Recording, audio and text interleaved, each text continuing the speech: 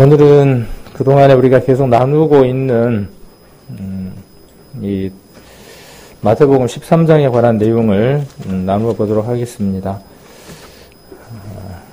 주제는 오늘 52절에 나와 있는 말씀까지 한번 진행을 해보도록 하겠습니다.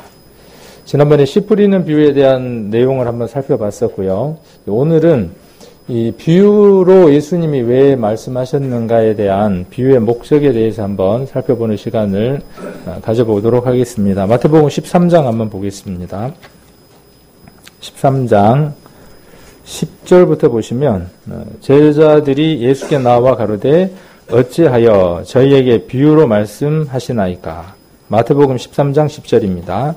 대답하여 가라사대 천국의 비밀을 아는 것이 너희에게는 허락되었으나 저희에게는 아니 되었나니 무릇 있는 자는 받아 넉넉하게 되되 무릇 없는 자는 그 있는 것도 빼앗기리라. 그러므로 내가 저희에게 비유로 말하기는 저희가 보아도 보지 못하며 들어도 듣지 못하며 깨닫지 못함이니라.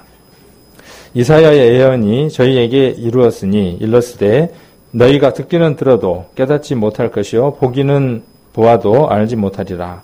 이 백성들의 마음이 완악하여져서 그 귀는 듣기에 둔하고 눈은 감았으니 이는 눈으로 보고 귀로 듣고 마음으로 깨달아 돌이켜 내게 고침을 받을까 두려워함이라 하였느니라. 이렇게 그 비유에 대한 목적에 대해서 예수님이 말씀을 해주고 계십니다. 그래서 천국의 비밀을 아는 것이라고 이렇게 기록되어 있습니다.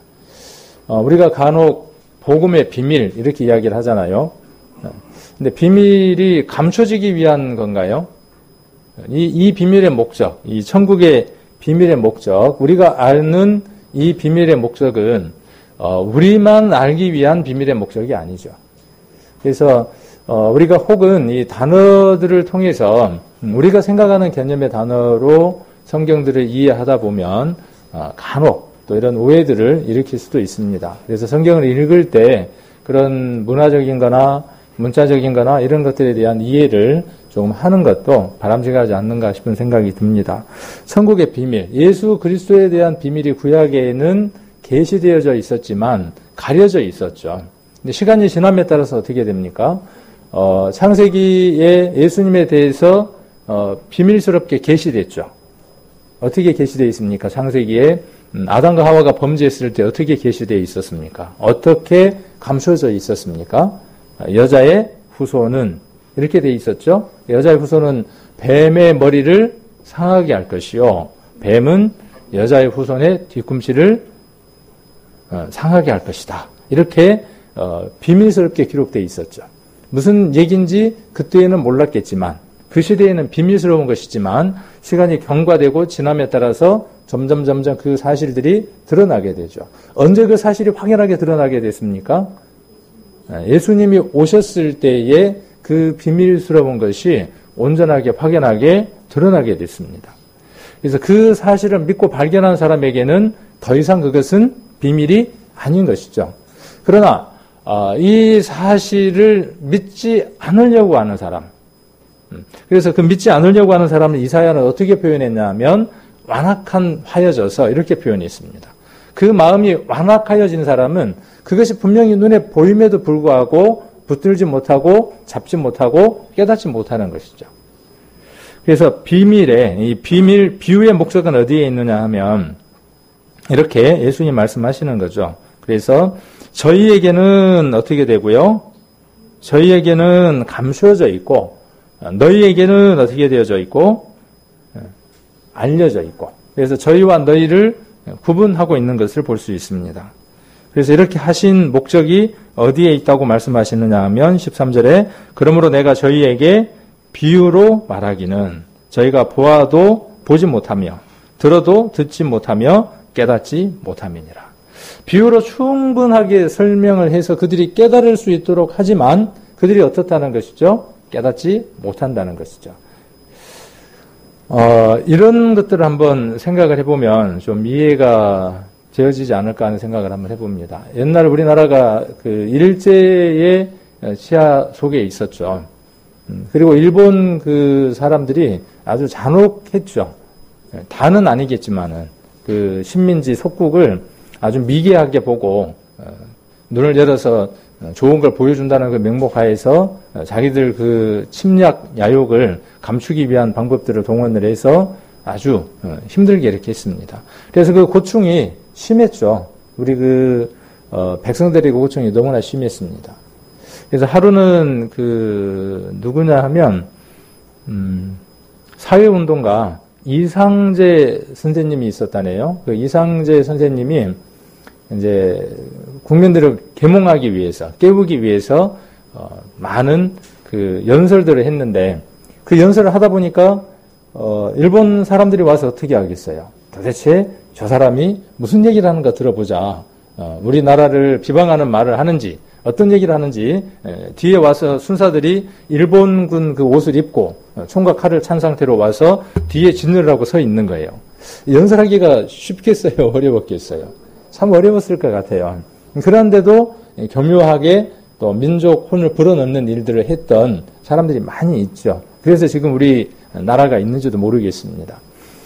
그렇게 하는데 보니까 이게 영 불편하잖아요. 누가요? 그 연설하는 분이 영 불편한 거예요. 이상재 선생님이 불편한 거예요. 그래서 갑자기 노래를 불렀대죠. 어떤 노래를 불렀냐면은 나리 개나리 입에 따다 물고요. 병아리 때 뿅뿅뿅 봄나들이 가지요. 그렇게 했더니 근데 말은 잘 안 통할 거 아니에요. 저 사람들이. 통하는 사람들도 있지만은 그 얘기를 하니까 여기 있는 모든 사람들이 박장대소하고 웃는 거예요. 막 하하하하 하고 막 웃는 거예요. 여러분 왜 웃었는지 모르시죠? 모르시죠? 일본군 순사들도 왜 웃는지를 모르는 거예요. 이 사람들이 도대체. 나리 개나리 입에 따다 물고요. 그렇게 이야기를 하는데 왜 웃는지를 도대체 모르는 거예요. 그게 이상재 선생님도 일본군들을 쳐다보니까는 어쩔 수 없어서 개면쩍게 웃는 거예요. 같이 따라서. 얼마나 통쾌하겠어요. 거기 있는 사람들은 얼마나 통쾌하겠어요. 그 노래 의미를 모르고 저렇게 있는 사람들이 너무나 재밌는 거예요. 우리도 지금 마찬가지잖아요. 그 내용에 대한 배경이나 그 나리 개나리 입에 따다 물고요. 그 얘기가 어떤 얘기인지를 모르면 웃을 수가 없는 거죠. 나리는 일본 순사에 대한 순화된 우리나라 표현이에요. 나리, 순사, 경찰 그 말의 얘기입니다. 나리는 나리인데 뭔 나리 같아요? 개 같은 나리, 개 같은. 하고 다니는 짓이 뭔 같은 짓을 하고 다녀요? 수은 개 같은 짓을 하고 다니는 거예요. 그러니까 그걸 은유적으로 어떻게 표현해서 부르는 겁니까? 나리, 개나리. 입에 따다 물고요. 얼마나 시원해요, 막. 속이 시원한 거예요. 저것들 그냥 입에다 따다 물고 다니면 얼마나 좋겠어요. 그렇게 표현하니까 우리는 기분이 좋아서 막 웃고, 여기 있는 사람은 그렇게 웃으면서 이야기를 하지만은, 거기 있는 사람들은 알아들을 길이 없는 거죠. 만일 그 사람들이 그 내용을 알았다면 어떻게 하겠어요? 당장 그냥 뭐라고 했겠죠. 그래서 그런 비유들, 예수님이 그 시대의 비유들을 쓰셨을 때에는 어떠한 목적들이 있느냐 하면 드러나 있는 사람들에게는 비유가 어떻게 되고요? 믿음에 대한 확신과 하나님에 대한 확신들이 더 세워지고 반면에 예수님에게 흠을 잡아서 어떻게 하든지 책을 잡으려고 하는 사람들에게는 그 내용 가운데 들어오지 못하게 하는 두 가지 목적을 갖고 있는 거죠. 그래서 저희와 너희로 이렇게 구분하고 있는 것도 마찬가지입니다. 만일 일본군 순사가 우리가 드라마 같은 데 보면 그런 내용들이 많잖아요. 우리나라 한국 여자를 만나거나 한국 남자를 만나서 깊은 사랑에 빠져요. 그러면 국적을 넘어서 모든 것들을 초월해서 어떻게 됩니까? 자기가 사랑하는 나라, 자기가 사랑하는 그 사람에 대한 모든 것들을 다 포용을 하죠. 그래서 뭐에 앞장섭니까? 독립운동에 앞장선 일본군들도 있고 그렇죠. 그럼 그때는 뭔 얘기를 해주겠어요? 그때는 우리나라 사람이 그 사람에게 신분이 확실하니까 뭔 얘기를 해주겠어요? 자, 나리는 따라해봐. 나리는 일본군 순사야. 그러면서 걔는 멍멍이야. 그러면서 알려주겠죠.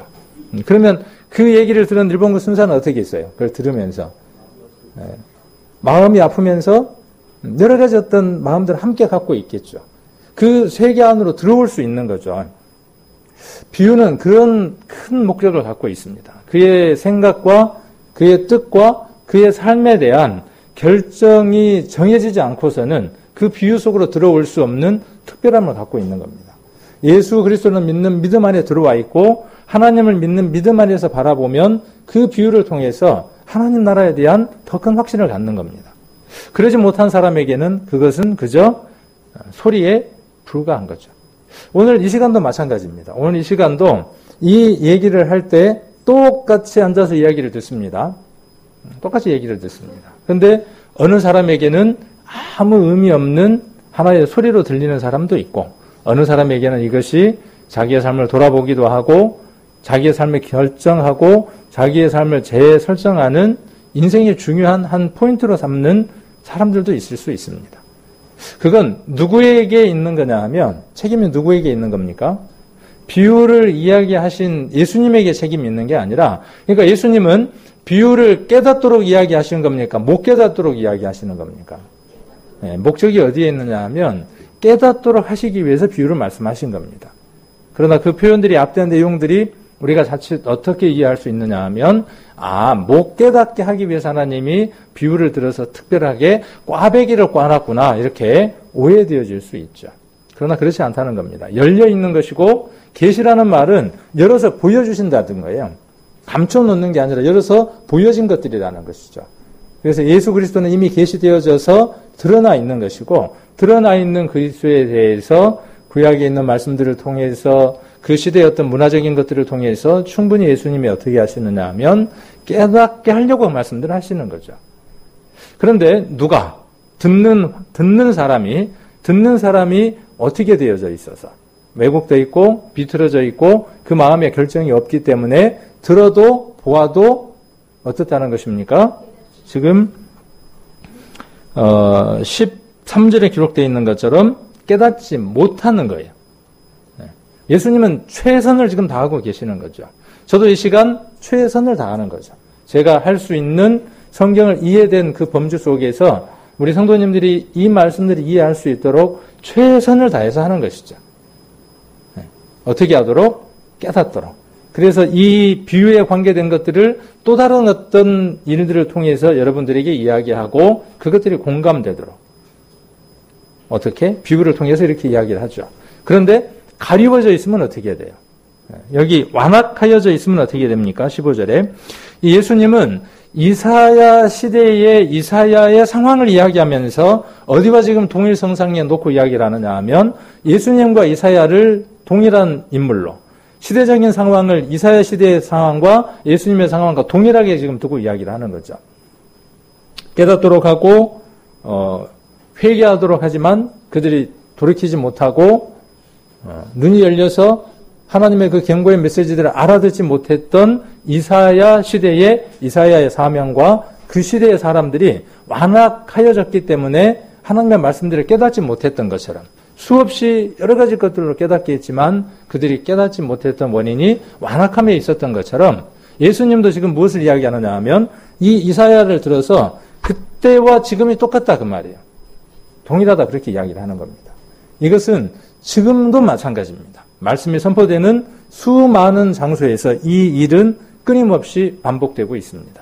왜 그러냐 하면 하나님이 살아 계신 것처럼 하나님이 살아 계셔서 성령으로 각인의 마음 가운데 역사하시는 것이 분명한 사실인 것처럼 그래서 그것에 순종하는 사람은 믿고 깨닫고 그 비유의 의미를 아는 것처럼 또한 사단의 영도 어떻게 하느냐 하면 그것을 깨닫지 못하도록 사람의 마음을 완악하게 하고 강팍하게 하는 그 영이 존재하는 것처럼 언제 존재했던 것처럼요. 아담과 하와 때 존재해서 사람 속에 그 능력을 행사하려고 하는 것처럼 자기 시비를 그 속에다가 견고히 하려고 하는 것처럼 지금도 동일하다 그 말이에요. 지금도.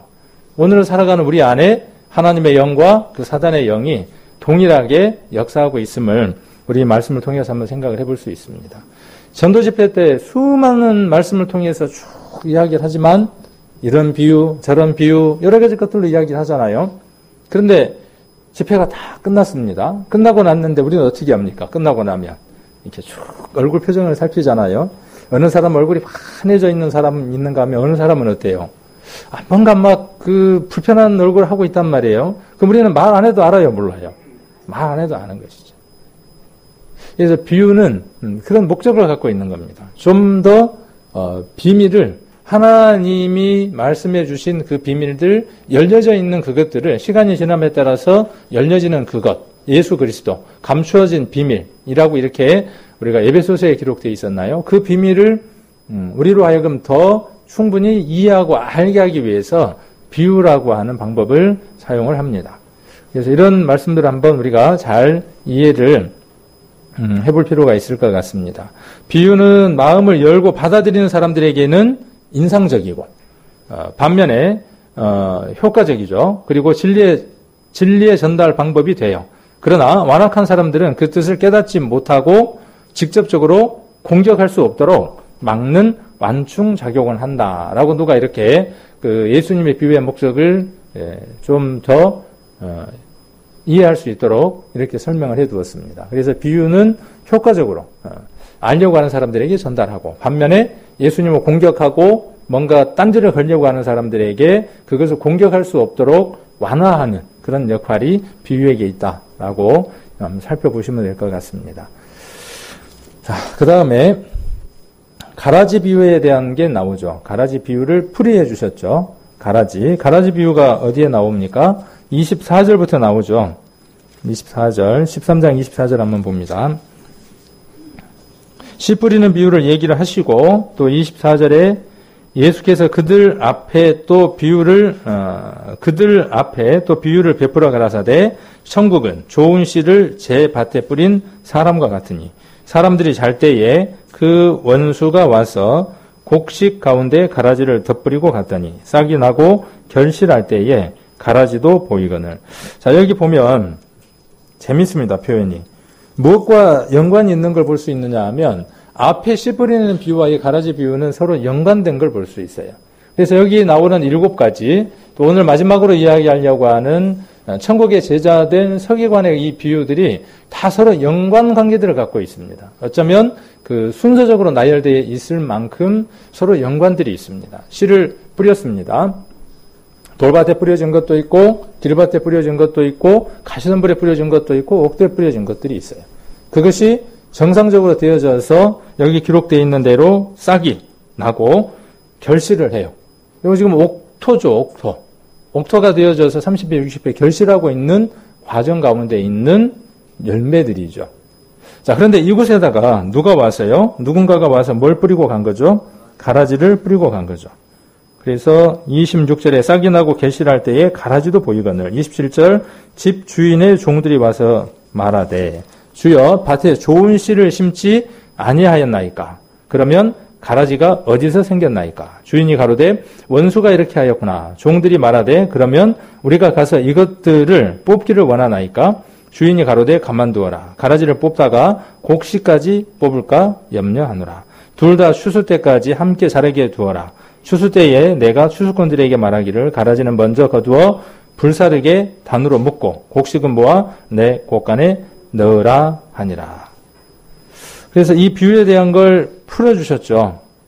어디에 가면 비유에 대한 걸 풀어주셨습니까? 자, 36절부터 보면 풀어서 설명해 주신 걸 볼 수 있죠. 그래서 36절, 이에 예수님께서 무리를 떠나서 집에 들어가시니 제자들이 나와 가로되, 밭에 가라지의 비유를 우리에게 설명하여 주소서. 대답하여 가라사대, 좋은 씨를 뿌리는 이는 인자요, 밭은 세상이요, 좋은 씨는 천국의 아들들이요, 가라지는 악한 자의 아들들이요, 가라지를 심은 원수는 마귀요, 추수 때는 세상 끝이요, 추수꾼은 천사들이니, 그런즉 가라지를 거두어 불에 사르는 것 같이 세상 끝에도 그러하리라. 인자가 그 천사들을 보내리니 저희가 그 나라에서 모든 넘어지게 하는 것과 또 불법을 행하는 자들을 거두어내어 풀무불에 던져 넣으리니 거기서 울며 이를 갈미 있으리라. 그때 의인들은 자기 아버지 나라에서 해와 같이 빛나리라. 귀 있는 자는 들으라. 이 귀 있는 자는 들으라는 그 앞에, 빛나리라 앞에 이렇게 V자를 해가지고요, 뭘 하나 적어 놓느냐 하면, 들을 귀 있는 자는 이라고 이렇게 적어 놓으십시오. 특별히 이 말이 의미가 있어요. 예수님이 이 말씀을 자주 말씀하셨죠. 들을 귀 있는 자는. 여기에 그 얘기가 빠져 있지만 넣어 보는 겁니다. 들을 귀 있는 자는 들으라. 들을 귀 없는, 이 귀가 없는 사람이 있습니까, 이게? 귀가 없는 사람이 있어요? 그런데 특별히 들을 귀 있는 자. 그래서 이스라엘에게 늘 하나님은 뭐라고 말씀하시느냐 하면 이스라엘아 하고 먼저 부르는 게 아니라 이스라엘아 하고 먼저 부르는 게 아니라 들으라 이스라엘아 이렇게 말씀하시는 걸 볼 수 있습니다. 우리들에게도 하나님 뭐라고 말씀하시느냐 하면 들으라 그렇게 말씀하시죠. 믿음은 어디에서 생기니까? 들음에서 생기니까. 들음은 그리스도의 말씀으로 시작되어지는 것이죠. 그래서 이 가라지에 대해서는 뒤에 풀어주셨죠, 충분히. 우리가 교회로 한번 이렇게 생각을 해본다면 우리가 전도 집회를 통해서 이 안에 수많은 구원받은 사람들이 생기기 시작을 합니다. 그리고 혹 이 안에 어떤 사람들도 들어오느냐 하면 구원받았다고 이야기하는 사람들도 있습니다. 처음에는 생김새도 같고 모양새도 비슷합니다. 구원받은 것처럼 말하고 구원받았다고 이야기하기도 하고 그렇게 살아가는 것 같기도 합니다. 그래서 속기도 하죠. 근데 점점 성장할수록 어떻습니까? 알곡과 가라지는 어때요? 차이가 납니다. 그런데 뽑아버릴까요? 그러니까 어떻게 해요? 그냥 두라고 이야기를 합니다. 우리 교회 가운데에 구원받은 사람도 있고 구원받지 않는 사람들도 있습니다. 그럼 우리 어떻게 해야 될까요? 구원받지 않는 사람들. 아군, 적군 식별이 끝났어요. 그럼 어떻게 해야 됩니까? 총으로 쏴서 죽여버려야 되나요? 분명히 구원받지 않는 게 분명해. 그러니까 어떻게 해야 돼요? 총으로 쏴버려야 됩니까? 총으로 쏜다는 말이 뭐냐면은 구원 못 받았으니까 우리 교회에 올 자격이 없어. 형제 자매라고 부를 수 없어. 이렇게 해야 하는 것인가요? 우리는 언제까지 해야 할까요? 언제까지? 그 영혼이 구원함을 받을 때까지.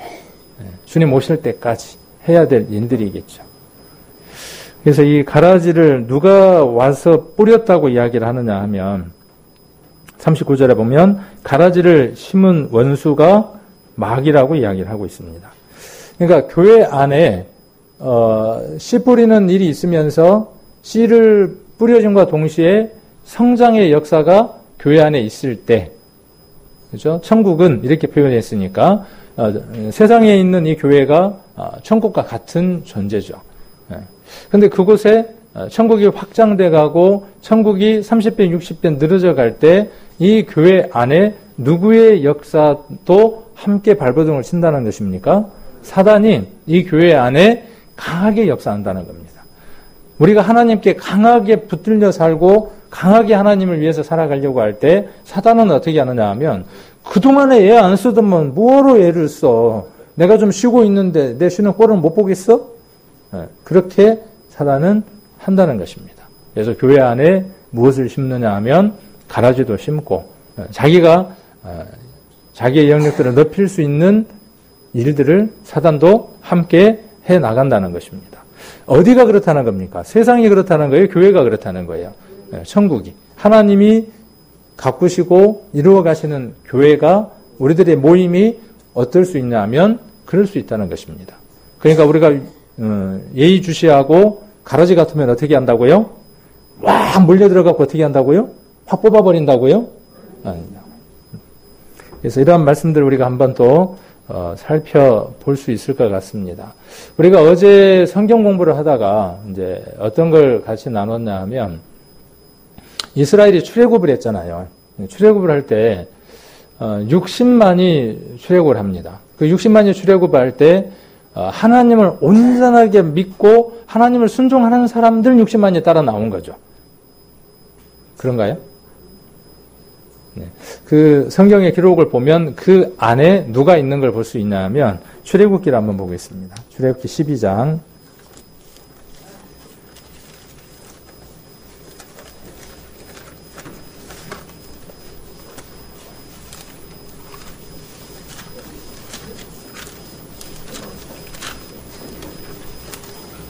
12장 38절입니다.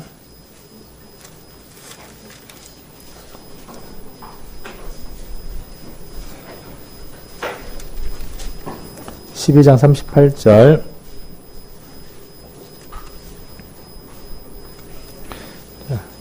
37절, 38절을 한번 보시면 이스라엘 자손이 라암셋에서 발행하여 숫곳에 이르니 라암셋이 어디 있는가 아나요?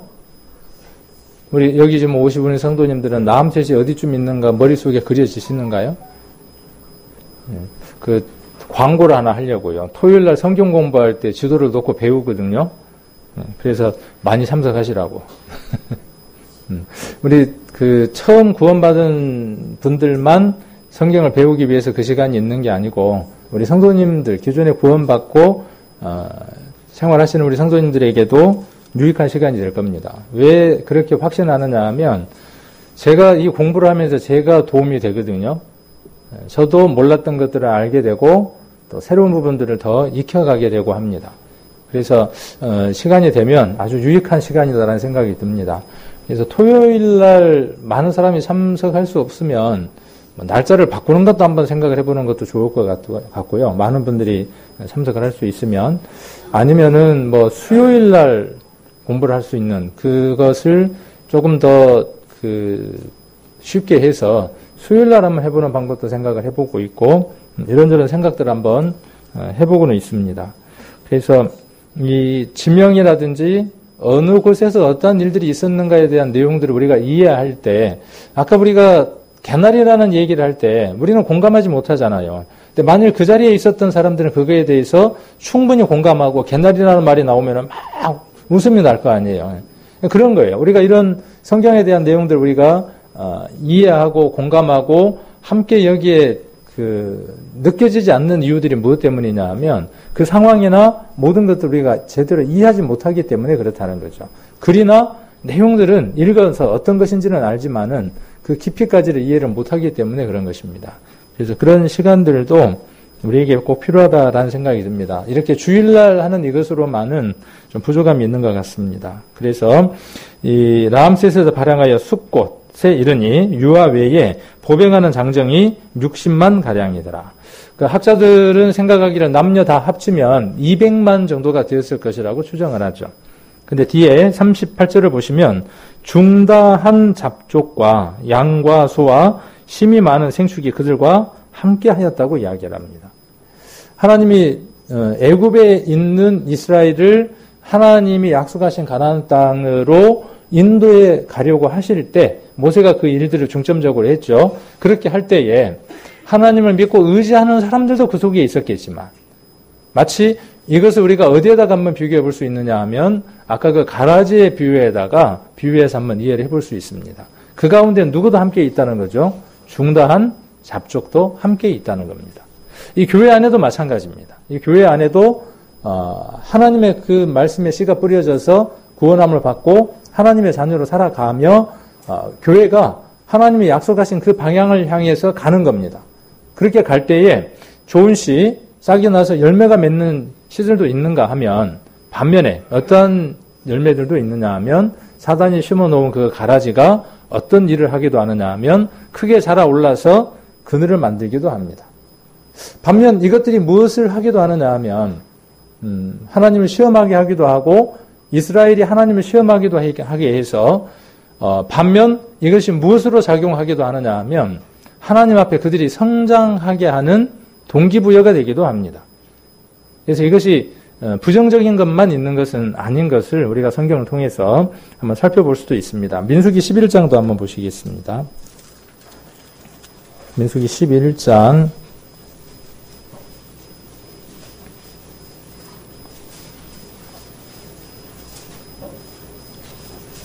4절입니다. 4절. 자, 이스라엘 중에 섞여 사는 무리가, 그랬죠? 섞여 사는 무리가 힘이 없고 능력을 나타내지 못할 때는 괜찮았는데 뭘 품기 시작을 하느냐 하면 그 무리들이 세를 규합하기도 하고 서로 연락하기도 하죠. 그래서 무엇을 품느냐 하면 탐욕을 품습니다. 자, 그리고 이스라엘 자손도 다시 울며 가로되 그들이 어떤 역할을 하느냐 하면 이스라엘에게 하나님을 원망하게 하는 원인 제공을 합니다. 그래서 이 일로 말미암아 하나님의 진노가 또 임하기도 하죠. 또 그것을 통해서 그들은 하나님의 능력을 맛보고 하나님 앞에 다가가는 또 계기가 되기도 합니다. 그래서 이들이 했던 일들을 보면 누가 우리에게 고기를 주어 먹게 할꼬 우리가 애굽에 있을 때에는 값없이 생선과 외와 수박과 부추와 피와 파와 만들들을 먹은 것이 생각나거늘 이제는 우리 정력이 쇠야 돼. 이 만나 외에는 보이는 것이 아무것도 없다 하니. 어제 우리가 성경 공부할 때 그런 얘기를 했지만은 우리가 만나 외에 뭐가 더 필요합니까? 교회가 하나님 외에, 말씀 외에, 성도 외에 무엇이 더 필요합니까? 그런데 섞여 사는 무리들의 특징이 뭐냐 하면 중다한 잡족의 특징이 어떤 특징이 있냐, 가라지의 특징이 어떤 특징이 있냐 하면 그늘을 만든다는 거예요. 그늘을. 그래서 만나만 갖고 되겠냐는 거예요. 만나만 가지고 되겠냐는 거예요. 그러니까 뭐가 필요하다는 거예요. 힘을 좀 쏟아나게 할 옛날에 우리가 했던 것들이 있잖아. 그래서 우리의 힘을 만들어줄, 정력을 다시 회복시켜줄 무엇이 필요하다는 거예요. 이 세상 것들이 나열되어 있는 거죠. 애굽에 있는 것들이 나열되는 거죠. 그래서 가라지는 이러한 일들을 교회 가운데 끊임없이 합니다. 끊임없이. 그리고 하나님의 생명들을 끊임없이 어떻게 하느냐 하면 유혹하거나 미혹하거나 해서 어떤 의미로 알맹인지 껍데기인지를 시험하는 일들을 끊임없이 하는 거죠. 그래서 가라지 비유를 예수님이 천국은 마치라고 해서 이렇게 비유의 말씀을 하셨던 것을 우리가 살펴볼 수 있습니다. 우리가 구원함을 받았다고 하나님의 자녀가 되었다고 교회 안에 있다고 사단으로부터 전적으로 자유로운 것이냐? 그렇지 않다는 것입니다. 바로 옆에 뭐가 있다는 겁니까? 사단이 심어놓은 가라지가 있다는 거예요. 옛날에 간첩 홍보할 때 뭐라고 이야기를 했어요? 옛날에 간첩이 많았잖아요. 그러니까 어떤 걸 심어줬어요? 옆에 있는 사람이 간첩일지 모르니까 간첩 식별 요령 이런 것도 알려주고 그랬잖아요. 자, 그 다음 가라지 비유에서 겨자씨와 누룩 비유가 나옵니다. 그 7가지 토탈 8가지 비유에 대한 것들을 하나씩 지금 살펴보고 있습니다. 그래서 씨 뿌리는 비유, 그 다음에 가라지 비유, 그 다음에 겨자와 누룩에 대한 비유가 나옵니다. 13장 31절입니다. 또 비유를 베풀어 가라사대. 마태복음으로 다시 돌아갑니다. 마태복음 13장 31절. 또 비유를 베풀어 가라사대. 천국은 마치 사람이 자기 밭에 갖다 심은 겨자씨 하나를 같으니. 이 얘기를 지난번에 해드렸죠. 이 예를 사전에 이야기해드렸습니다. 천국인데 어떻게 거기에 가라지가 씨를 뿌리고 가고, 천국이 어떻게 새가 와서 깃들고, 이거에 대한 이해에 대한 설명을 해드렸죠. 천국은 3가지 천국이 있다고 설명을 해드렸죠. 그래서 지금 우리가 살아가는 이 천국들 가운데에서 천국이 이루어져 갈 천국에 대한 내용들을 지금 이야기하고 있는 것이다. 라고 지난번에 사전에 말씀을 드렸습니다. 그래서 여기 보면 겨자씨 하나를 갖다 그랬어요. 32절 같이 한번 읽겠습니다. 이는 모든 씨보다 작은 것이로되 자란 후에는 나물보다 커서 나무가 되매 공중의 새들이 와서 그 가지에 깃들이느니라. 이것을 앞에 나와 있는 가라지 비유와 연이어서 이해를 해본다 그러면 공중의 새는 무엇이라고 우리가 이해해 볼 수 있느냐 하면 사단 마귀라고 생각을 해볼 수도 있습니다. 교회가 확장돼 가고 교회가 풍성해질 때 사단은 항상 어떻게 하느냐 하면 그곳에 깃들여서 자기의 역사를 함께 이루어 가기도 합니다. 이렇게 앞에 내용을 두고 이렇게 이해를 해볼 수도 있고 그냥 긍정적인 하나님 나라가 확장돼 나가는 쪽으로만 우리가 한번 이해를 해본다 그러면 이 31절, 32절만 가지고 딱 한번 이해를 해본다 그러면 새를 그냥 부정적인 건 말고 나무가 됐으니까 새가 와서 어떻게 하는 겁니까? 거기에서 쉬어가는 거죠. 교회가 확장돼 가고 교회가 하나님의 일들이 정상적으로 이루어져 갈 때는 마치 그것이 무엇과 같으냐 하면 겨자씨 하나를 심은 것과 같다는 거예요. 자, 이 겨자씨가 씨 중에 가장 작은 씨일까요? 32절에 그렇게 기록되어 있으니까 그래야 맞잖아요. 성경은 문자 그대로 맞아야 되니까. 자, 이런 게 있습니다. 우리 이번에 오랜만에 대원이도 오고 가은이도 오고 나은이도 왔는데 제가 이제 차량 운행을 하다 보면 3명이 타거든요. 근데 그 막내가 이 입이 얼마나 얇은가 몰라요. 입 말하는 게. 이제 어떤 데는 이쁠 때가 있어요. 이쁘니까 제가 뭐라고 그러냐면, 이런 지방울만한 게. 제가 이렇게 이야기를 한단 말이에요. 그러면, 걔가 지방울만 해요, 진짜로? 우리가 뭐, 콩알 같아, 깨알 같아, 이렇게 표현하잖아요. 그 표현이 어떤 거예요? 어떤 사물에 대해서 작은 것을 이야기하기 위한 관용적인 표현이죠. 이 겨자씨에 대한 관용적인 표현이 뭐냐 하면, 이거예요. 모든 씨보다 작다는 표현을 쓰는 거예요. 어느 시대에? 이 시대의 사람들에게, 예수님 시대. 유대인들 그 문화 속에서 어떤 문화가 있냐면, 겨자씨라고 하는 것은 어떤 관용구예요? 제가 지금 지방울만한 게 하고 이렇게 이쁘게 표현한 건 아닌 것 같네. 예. 그보다 더 좋은 표현이 있을 텐데, 그렇게 표현하는 것처럼 그 씨가 작음을 표현하기 위해서 이 모든 씨보다 작은 것이라고 겨자씨에 대해서 표현을 했다는 거예요. 그러니까 실제적으로 과학적으로 그 씨앗을 조사를 해봤을 때 겨자씨가 가장 작다는 의미가 아니라 겨자씨보다 더 작은 씨도 존재하죠. 근데 겨자씨가 얼마나 작냐? 혹시 보셨나요? 그래서 한번 보여드릴게요. 예전에도 한번 제가 이 말씀을 드렸던 것 같은데 겨자씨예요. 그러니까 이 겨자씨를 두고 뭐라고 이야기하는 거예요? 겨자씨 보고 아따 참 작네, 콩알만하네, 깨알만하네 이렇게 이제 표현하는 거라고요. 모든 것보다 작다라고 이렇게 이야기할 때. 그래서 어떤 사진은 보면 이렇게 엄지 손톱 위에 엄지 위에다 이렇게 올려놓은 사진도 있는데 제가 그 사진을 못 찾아가지고 제가 그냥 가져왔는데 아주 작아요. 아주 작은 씨입니다. 근데 아주 작은데 저게 어떻게 된다고요? 실감이 안 나니까 이렇게 된다고요. 저게 지금 겨자밭이에요. 겨자씨가 심겨져서 자란 밭이에요. 색깔이 좀 이쁘게 생겼죠. 그래서 크니까 어떻게 돼요? 나물인데 마치 느낌이 어떤 느낌이 나요? 나무와 같은 느낌이 나는 거예요. 겨자는 나물이 아니고 겨자는 나무. 이렇게 이야기를 하고 있죠. 그러니까 누가 와서 깃들 만큼 됐어요? 아, 이게 나물인데, 아주 작으신데 뭐가 와서 깃들 만한 게 됐어요? 새가 와서, 큰 새는 아니겠지만은, 와서 앉아서 깃들 만큼, 잠깐 쉬었다 갈 수 있을 만큼의 크기가 되어졌다는 거죠. 눈에 보이지만, 보이지 않는 만큼 아주 작은 것인데, 그게 땅에 들어가서, 이제 씨뿌리는 비유하고 다 지금 연관이 있는 겁니다. 땅 속에 들어가서 보이지 않는 형태가 되어졌죠. 시간이 점점점 지나니까 어떻게 됐어요? 아주 큰 것이 되어져서, 나무처럼 되어져서 어떻게 했어요? 누군가가 와서 쉴 수 있는 존재가 됐어요. 신앙이라는 건 이런 겁니다. 천국이라는 건 어떤 것이냐 하면, 교회의 사명과 이 교회, 그 다음 누구도 교회예요. 저도 교회예요. 그렇죠? 그리고 이것이 천국이에요. 여러분이 천국이고, 교회가 천국입니다. 그러면 천국은 어떤 곳이어야 돼요? 천국은 이 세상 모든 것으로부터 끝나고 정말 참 쉼을 쉴 수 있는 곳이 천국이어야 되죠. 교회는 어떤 곳이어야 될까요? 그것을 한 몇 분의 1 축소해 놓은 것 같은, 그것을 맛볼 수 있는 곳이어야 되는 거죠. 그렇게 맛봅니까? 안 봅니까? 저는 이 교회 안에서 그 천국을 맛볼 때가 참 많습니다.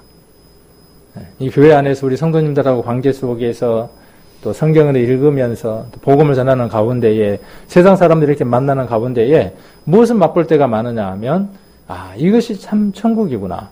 그래서 천국이 소중한 것이구나. 내게 천국이 이루어졌다는 것이 얼마나 큰지라고 이렇게 느낄 때가 참 많습니다. 천국은 내게 다가와서 어떤 곳이 되어졌냐 하면 쉴만한 곳이 되어졌죠. 처음 얼마나 것이요? 얼마나 것이. 여러분 안에 얼마나 것이 들어왔어요? 여러분 안에 들어온 거 없나요? 네. 처음에는 눈에 보이지 않을 만큼 아주 작은 것이었어요. 네. 지방울만 하고 깨알만큼 하고 콩알만한 것. 그것이 누구 안에 들어왔습니까? 내 마음밭 안에 들어왔어요. 그리고 심겨졌어요. 그랬더니 어느 날 보니까 어때요?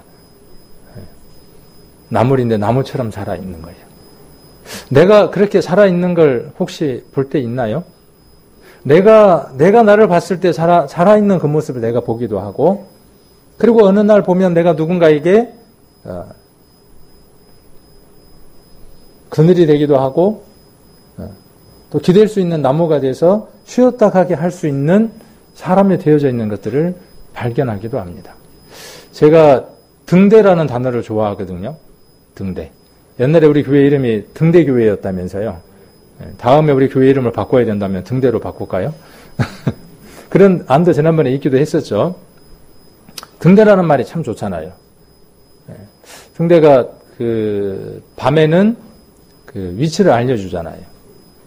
또 낮에도 거기에서 위치를 알려주고, 등대는 움직이지 않죠. 움직이는 등대 혹시 보셨어요? 등대가 움직이더라. 움직이는 등대는 저는 못 본 것 같아요. 그곳에 늘 있습니다. 비가 오든 바람이 불든 어떠한 상황이든지. 악천후가 되고 힘든 일이 있을 때 등대는 더 빛을 발하는 거죠. 그 다음에 좀 재밌는 언어의 유희인데, 등을 대라고 등대잖아요. 등대. 제 작은 어떤 내가 이루고자 하는 소망이기도 해요. 등대처럼 빛도 발하고 늘 그곳에 함께 있고, 또 누군가가 내게 와서 등을 댈 수 있는 사람. 근데 아무도 와서 등을 안 대더라고. 더우니까 요즘은. 그래서 등대가 되어지는 것. 천국은 그런 것이에요. 천국은. 겨자씨 하나리 심겨져서 나무가 되어져서 새가 와서 깃들 수 있도록. 물론 앞에 있는 내용을 가지고 그 새를 사단이라고 볼 수도 있겠지만은, 우리가 이 말씀 보면 이렇게 한번 이해를 해본다면 우리에게 유익이 될 것이라는 거죠. 여러분들은 그 겨자씨만한 믿음이 여러분 안에 온 것을 확인하셨습니까? 그래야 형제 자매라고 우리가 이야기할 수 있으니까. 근데 지금은 어떻게 됐습니까? 천국은 마치라고 이야기를 했으니까, 내가 지금 천국이고 겨자씨가 심겨졌는데 지금 나는 어떤 상태입니까? 나는 갈대처럼 바람이 불면 이쪽으로 흔들리고 저쪽으로 흔들리고 견딜 수 없을 만큼 그런 상태입니까? 아니면 서 있어서 새들에게 그래도 잠깐이나마 쉼을 줄 수 있는 그런 존재가 되어졌습니까? 이런 부분을 우리가 한번 말씀을 통해서 살펴볼 필요가 있죠. 자, 그 다음 나오는 게 어떤 비유가 나옵니까? 그 다음에 33절, 또 비유로 말씀하시되, 천국은 마치 여자가 가루 서마를 갖다 넣어 전부 부풀게 한 무엇과 같아요? 누룩과 같아요. 자, 앞에 있는 말씀들과 연이어서 가라지를 덧뿌린 자가 사단이니까 뒤에 있는 모든 내용들을 부정형으로 다 풀면 그렇게 부정형으로 다 풀릴 수밖에 없죠. 그래서 누룩도 죄가 되어지는 거죠. 그러니까 교회 안에 뭐가 들어온 겁니까? 하나님의 역사가 이루어져 가면 교회 안에 반드시 또 무엇도 있느냐 하면 죄가 팽배해져 가고 죄로 말미암은 문제들이 많이 생기기 시작을 합니다. 초대교회 고린도 교회가 그랬던 것처럼 교회 가운데 분당이 나눠져 있었고, 또 아버지의 아내 계모죠. 계모를 취해서 간음한 일도 있었고, 우상의 제물을 먹었던 적도 있고, 교회 안에 싸움이 생겼을 때 그 싸움을 세상의 법정에 가서 소송하는 일도 있었고, 이런 일들이 고린도 교회 안에 있었죠. 하나님의 역사가 충만하게 전해질 때 그 역사도, 죄의 역사도 함께 일어납니다. 그리고 그것은 작은 것이 들어와서, 교회 안에 작은 죄들이 들어와서 전체를 망가지게 하기도 합니다. 누룩은 어떤 힘이 있느냐 하면 아주 작은 것이 들어와서 크게 부풀려지는 힘을 갖고 있는 거죠. 그래서 교회는 정결하는데 주의를 해야 된다라고 하는 것으로 이 말씀을 한 면으로 또 이해를 해볼 수도 있습니다. 그런데 지금 뒤에 계속 이야기하고자 하는 그 요지가 무엇이냐 하면, 가라지도 뿌려지고 그 다음에 하나님의 역사도 함께 이루어져 간다는 거예요, 천국은. 그러니까 무엇에 대해서 지금 계속 설명을 하고자 하는 거냐 하면 확장돼 나가는 것에 대한 이야기를 하는 겁니다. 머물러 있는 게 아니라 그것이 더 확장되고 있는 모습들을 여러 비유들을 통해서 예수님이 말씀하시고자 하는 거죠. 그래서 앞에 있는 내용, 그 가라지의 비유에 국한돼서 말씀을 이해하는 것도 괜찮겠지만은 아까 제가 본 것처럼 하나씩 이렇게 보는 것이죠. 그래서 가루 서말이면 양이 얼마나 돼요? 그게 되겠죠. 근데 그것 있어봐야 어때요? 뭔가 음식을 만들 수 있어요, 없어요? 가루 서말이 있어야 뭘 만들 수 있어요, 없어요? 여기에 보면 여기 상태로서 만들 수가 없어요. 지금 무엇이 있어야 만들 수 있습니까? 누룩이 없으면 안 돼요. 누룩이 있으면 어떻게 됩니까? 그 서말이 부풀려져서 음식이 되어져서 먹을 수 있는 먹을 것들이 되는 것이죠. 아까 겨자씨는 눈에 보이는 것이었어요. 그렇죠? 눈에 보이는 것인데 그 보이는 것이 땅속에 들어가서 심겨져서 땅이 자라게 했을 때, 공급받았을 때 어떠한 일이 되는가에 대한 설명이라면, 비유라면, 지금 여기 있는 누룩에 관한 초점은 어디에 있느냐 하면, 누룩은 보여요, 안 보여요? 혹시 누룩을 본 사람? 나는 봤는데. 그렇죠. 근데 그 부풀리게 하는 성질은 눈에 보일 수 있어요, 없어요? 안 보여요. 누룩이라고 하는 누룩 가루는 보이지만은 그것을 부풀리게 하는 성질은 균은 눈에 보이지 않죠. 이게 뭘까요? 누룩균이 아니고요. 이게 뭘까요? 그러니까 누룩균요 그렇게 답을 할 수 있는데 뭘까요? 현미경으로 본 그 세상에 여러 가지 것들을 인터넷에 올려줬더라고요. 마이크로의 세계라고 이렇게 올려져 있는 것들을 보니까 이게 뭐냐면 눈썹이에요, 눈썹. 속눈썹. 속눈썹을 현미경으로 찍은 거예요. 지금 올라와 있는 거 저건 뭐겠어요? 털이죠, 털. 그리고 지금 옆에 묻어 있는 것들이 다 뭐예요? 저기 뒤쪽에 있는 게 저게 뭐냐 하면 각질이에요, 각질. 큰 각질 하나. 밑에 이제 뿌리처럼 이렇게 이제 휘겨져 있는 거죠. 그게 뭐냐면 다 각질들이에요, 때. 예. 우리가 그냥 눈으로 봤을 때는 머릿속 두피도 이 현미경으로 찍어보면요. 진짜 더럽더라고요. 이렇게 들여다보니까. 그 사진을 차마 못 올려서 지금 이걸로 바꿨어요. 그래, 이건 좀 비교적 좀 깨끗해서. 우리 속눈썹 중에 일부예요. 이렇게 지저분해요.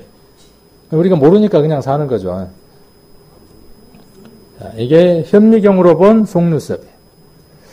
자, 현미경으로 본 누룩곰팡이는 이렇게 생겼어요. 희한하게 생겼죠. 이렇게 생겼습니다. 이게 들어가서 어떻게 되느냐 하면 부풀리는 거예요. 밀가루가 100톤이 있습니다. 100톤이 있어요. 근데 지금 이 말씀을 본다면은 그 밀가루가 어떤 빵이 되고 음식이 되어지는 데에 무엇이 없으면 안 된다는 거예요. 이 보이지 않는 누룩이 없으면 안 된다는 거예요. 발효가 안 되는 거죠. 효모가 없으면, 균이 없으면 안 되는 겁니다. 저와 여러분은, 아까 제가 이제 등대라고 이야기했지만, 저와 여러분은 드러나는 어떤 존재로서 세상 가운데 영향을 미쳐야 하겠죠. 그래서 때로는 빛처럼, 때로는 소금처럼, 그렇게 세상에서 사명을 감당해야 하겠죠. 그러나 한편으로는 또 어떠한 일들을 해야 합니까? 이렇게 눈에 보이지 않는 균처럼 어떤 공동체 속에 들어가서 그 공동체를 통째로 변화시킬 수 있는 능력이 누구에게 있다는 말씀이에요? 저한테? 저도 있죠. 또 누구에게요? 여러분에게. 이걸 믿는 게 믿음이에요. 이것을 그냥 받아들이는 게 뭐냐면 믿음이에요. 네, 그렇습니까? 제가 세상에서 그 누룩처럼 밀가루 1000톤이 있으면 1000톤을 내가 다 부풀려서 일을 만들어 볼게요. 하는 것이 뭐냐면 믿음인 것이죠. 겨자씨가 심겨져서 나무가 돼서 새들이 쉬게 했던 것처럼 저와 여러분이 겨자씨처럼 누룩처럼 눈에 보이지 않는 세상 사람들은 우리의 믿음을 뭐라고 이야기를 해요? 눈에 보이지 않는 것들이라고 표현하는 거잖아요. 우리에게 이루어진 그 천국에 대해서 우리가 말하기도 어렵고 드러내기도 어렵죠. 이루어진 사실에 대해서. 이 누룩처럼. 그러나 세상을 부풀려서 뒤집어 놓을 만한 큰 힘이 이 눈에 보이지 않는 균에게 있는 것처럼 우리에게 있는 믿음이 세상을 바꿔 놓을 수 있습니다. 또 바꿔 놓아야 합당한 거죠. 영향을 미쳐야 합당한 거죠. 자, 지난번에 우리 감추인 보화와 진주에 대한 얘기는 우리가 지난번에 살펴봤었죠. 이 보화와 진주가 뭐예요? 어떻게 하면 보화와 진주를 만들 수 있을까요? 그 접근으로 우리가 그 뒤에 나와 있는 44절에 천국은 마치 밭에 감추인 보화, 천국은 마치 좋은 진주, 44절, 45절에 나와 있는 건 그래서 자기 소유를 다 팔아서 어떻게 했습니까? 둘 다 자기 소유를 다 팔아서 밭을 샀고 자기 소유를 다 팔아서 진주를 샀어요. 여러분에게 그렇게 사고 싶은 게 있습니까, 여러분? 여러분 그렇게 사고 싶은 게 있어요? 뭘 사고 싶습니까? 집도 팔고 차도 팔고 모든 것, 내게 있는 모든 것을 다 팔아서 사고 싶은 게 있습니까? 천국이 그렇다고요, 천국이. 천국은 마치 그랬으니까. 그래서 우리는 샀죠. 그 밭도 샀고 그 진주도 샀습니다. 맞습니까? 그래서 우리가 천국이 이루어져서 살아갔죠. 자, 그런데 그것으로서 우리가 끝내지 말고 정말 우리가 그 사람을 우리의 모든 소유를 다해서 사야 하는 이유가 있다는 거죠. 왜요? 그러면 그 사람 안에 보화가 되어질 수 있는 그리스도를 넣어줄 수 있고 진주가 될 수 있는 그리스도를 그 사람 속에 넣어서 우리처럼 만들어줄 수 있다는 거죠. 무엇을 팔아서요? 내 소유를 팔아서. 자, 내가 구원받았으니까 구원받기 위해서 내 모든 소유를 다 팔았으니까 나는 구원받았으니까 됐어. 근데 언제 내 소유를 팔아본 적이 있습니까? 없어요. 한 번도 내 소유를 팔아본 적이 없어요. 그냥 선물로 이루어진 사실이에요. 그 사실을 깨닫고 내가 보화가 되고 내가 진주가 되어졌어요. 내가 만일 그리스도가 없다면, 내 안에 그리스도가 빠져버렸다면 나는 아무런 가치도 없습니다. 내게 그런 의미가 된 그분을 다른 사람에게도 동일하게 넣어주는 그 일에 천국이 소유된 사람은 어떻게 살아가는 사람이라고 예수님은 지금 말씀하시느냐 하면, 예수님의 제자이면, 오늘 내용들이 그거죠. 예수님의 제자이면 이러이러한 내용들을 갖고 지금 비유로 이야기를 하는 거니까 어떤 사람이라고요? 자기 소유를 아낌없이 어디에 투자하는 사람들이라는 것이죠. 세상 사람들이 보화가 되고 진주가 되는 데에 자기 소유를 팔아서 그것을 살 수 있는 사람, 사는 사람이 마치 천국은 하는 사람과 같은 것입니다. 자, 그래서 우리 성도님들의 그 심령들이 그랬으면 좋겠습니다. 그리고 47절부터 48절 보시면 이렇게 기록되어 있죠. 또 천국은 마치 바다에 치고 각종 물고기를 모는 그물과 같으니 그물에 가득하며 물가로 끌어내고 앉아서 좋은 것은 그릇에 담고 목된 것은 내어 버리는지라. 세상 끝에도 이러하니라. 천사들이 와서 의인 중에서 악인을 갈라내어 풀무불에 던져 넣으리니 거기서 울며 이를 갈미 있으리라. 우리가 그물을 던져서 복음을 전하죠. 그걸로 우리가 표현을 하잖아요. 그물이라고 하는 건. 마지막 시대가 되면 교회가 그물질을 할 겁니다. 그리고 이 교회 안에 많은 사람들이 들어올 겁니다. 그래서 덜어는 어떤 고기가 되기도 하고요. 덜어는 어떤 고기가 되고요. 좋은 고기가 되고, 덜어는 어떤 고기가 되고요. 안 좋은 고기도 있고. 그래서 제자가 하는 일이 뭐냐 하면 그물을 던지는 일을 하는 것이고요. 그 다음 또 뭡니까? 선별 작업도 하는 것이죠. 마지막 좋은 것과 좋지 않는 것을 구별하는 일들도 하는 것이죠. 아까 연관되어지는 것이죠. 교회가 하나님 나라로 확장되어질 때 교회 안에는 물고기가 여러 물고기들이 잡히지만 물고기라고 해서 다 물고기가 아니라 쓸만한 물고기가 있고 좋지 못한 물고기가 있다는 것이죠. 우리는 이런 말씀들을요, 내가 구원받았으니까 라고 이렇게 안심하는 데 사용하지 마시고, 내가 구원받았으니까 나하고는 관계가 없어 라고 이 말씀을 내게서 넘기는 말씀이 아니라 이 말씀이 내게 적용될 수 있도록 우리 삶 전체를 또 근본적인 복음부터 우리가 철저하게 살펴보는 게 필요합니다. 그래서 내가 구원받은 것이 확실하면 내가 얼마나 보배로운 사람인 것을 알게 되고 거기서부터 모든 것들이 출발하는 것이죠. 성도 사랑도 하나님 사랑도 복음을 전하는 그 모든 것들이 어디에서 출발하느냐 하면 내가 구원받은 그것에 대한 확신이 없으면, 내가 좋은 물고기라고 하는 것에 대한 확신이 없으면 힘없이 살아가게 되는 겁니다. 그리고 의미 없는 겁니다. 삶 자체가. 그래서 우리는 복음에서 출발하는 것이고 복음으로 말미암아 우리가 살아가는 것입니다. 자, 그리고 52절에 보시면 52절 같이 한번 읽겠습니다. 예수께서 가라사대 그러므로 천국은 제자된 서기관마다 마치 새 것과 옛 것을 그 곳간에서 내어오는 집 주인과 같으니라. 제자들에게 예수님이 마지막으로 이제 모든 비유들을 다 이야기하시고 총체적으로 이야기하시고 그러므로라고 하는 얘기로 앞에 있는 것에 대한 관계를 엮으면서 뭐라고 말씀하시느냐 하면 제자들에 대해서 제자된 자가 해야 될 일들이 무엇이라고 이야기를 하느냐 하면 천국의 제자된 서기관과 같다. 그리고 집주인과도 같다.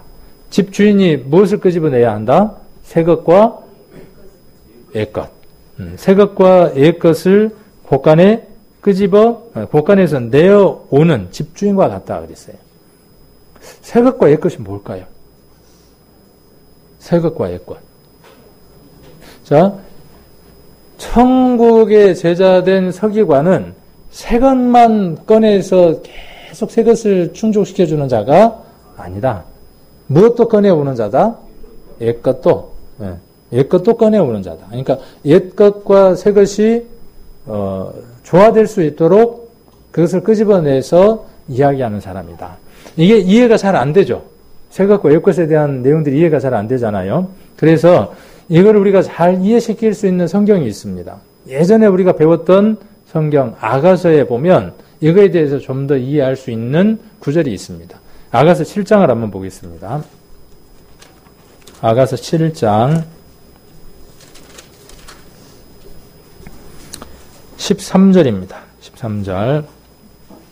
이제 그 술람미와 솔로몬이 둘 다 사랑이 확인되어졌어요. 우리로 지금 비유한다면 우리가 구원받고 난 이후에 예수 그리스도와 하나가 되어져서 이제 그 사랑이 확증되어졌어요.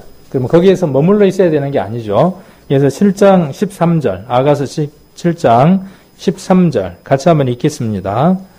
합환체가 향기를 토하고 우리의 문 앞에는 각양 귀한 실과가 새것 옛 묵은 것이 구비하였구나. 내가 나의 사랑하는 자 너를 위하여 쌓아둔 것이구나. 자, 합환체. 합환체가 뭐죠? 임신을 돕도록 하는 채소죠. 그래서 이 합환체 갖고 싸움했던 내용들이 구약에 보면 기록되어 있는 걸 볼 수 있죠. 우리가 예수 그리스도와 하나가 되어져서 새로운 생명을 탄생시키는 데에 이렇게 표현할 수 있죠. 그걸 촉진시킬 수 있는 매체가 뭘까요? 우리 육체적으로, 생물학적으로 임신을 돕게끔 하는 데에, 남녀가 결혼해서 아이를 갖게 하는 데에 합환체가 그 역할을 한다면 예수 그리스도의 우리의 삶 안에서, 우리의 삶들 안에서 합환체가 무엇일까요? 우리로 하여금 예수님과 하나가 되어져서 예수님이 신랑이고 우리가 신부가 되어져서 건강한 신부가 돼서 새로운 생명을 탄생시키는 데에 매체가 되어지는 게 뭐냐는 것이죠. 그게 말씀이죠, 우리에게. 그래서 합환체라고 이렇게 표현을 하고 있고, 그 다음에 향기를 토하고, 말씀을 읽으면요, 그 말씀의 맛, 향기가요, 얼마나 그렇게 진하고 맛있는지 모릅니다. 안 해본 사람, 안 느껴본 사람은 모르죠. 자, 그리고 우리 문 앞에, 그랬죠? 우리의 삶의 문 앞에 각각 귀한 실과, 그렇죠? 여러 가지 실과, 무엇이 있는 겁니까? 새것, 묵은 것이 있죠. 그래서 이 말씀들 우리가 조금 더, 말씀을 이해할 수 있는 근거가 되어지죠. 그래서 새것과 묵은 것, 새것과 옛것은 구약과 신약이라고 하면 생각을 해볼 수 있겠죠. 구약은 옛날 말씀이니까 묵어서 별로 필요가 없는 것이고, 새것은 예수 그리스도의 새로운 약속이니까 특별한 것이고 좋은 것이고, 그런가요? 아니에요. 묵은 것은 묵은 것대로 의미가 있는 것이고요. 새것은 새것대로 의미가 있는 것입니다. 그래서 묵은 것과 새것이 서로 조화를 이루는 것이죠. 천국의 제자된 서기관은 옛것과 새것을 다리를 지어서 묶을 수 있는 사람입니다. 율법은 구약 시대의 것이니까 끝나버려서 더 이상 필요가 없다고 하는 것은 바른 이해가 아니다는 것이죠. 구약에 있었던 그 율법이 예수 그리스도와 어떤 관계가 있는가 하는 것을 새것과 묵은 것을 꺼내서 향기가 발할 수 있도록 하는 것이 천국의 제자된 서기관, 집주인이 해야 하는 일이라는 것이죠. 4장도 한번 보겠습니다. 아가서 4장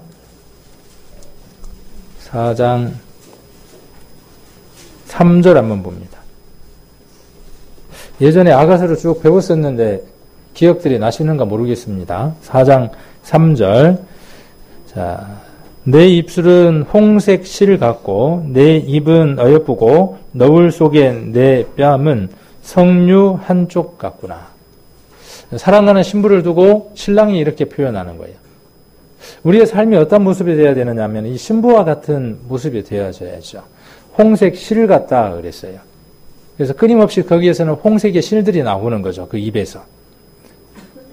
신부는 예수 그리스도의 사람들은 입에서 무엇을 말하는 사람들이어야 되느냐 하면 예수 그리스도의 보혈에 대해서 끊임없이 말하는 사람들이어야 되죠. 자, 그리고 이 뺨에 대해서 표현하기를 어떻게 표현했어요? 뺨에 대해서 표현하기를 어떻게 표현했냐 하면 너울 속에 석류 한쪽 같구나 그랬어요.